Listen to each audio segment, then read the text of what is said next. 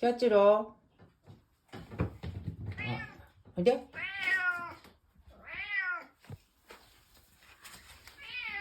これ、ここに生えてんだよね。草。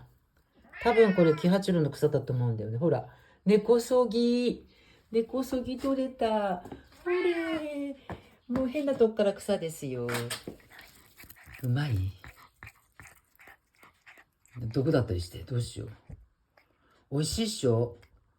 これママが栽培したやつだよ。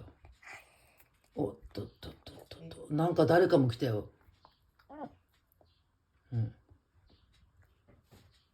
あんま草食べないっしょ。うん。毒だったのかな。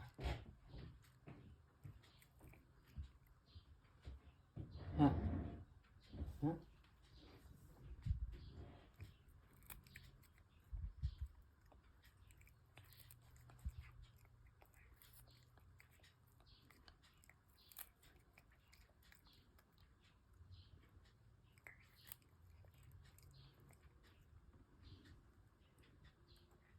もういい？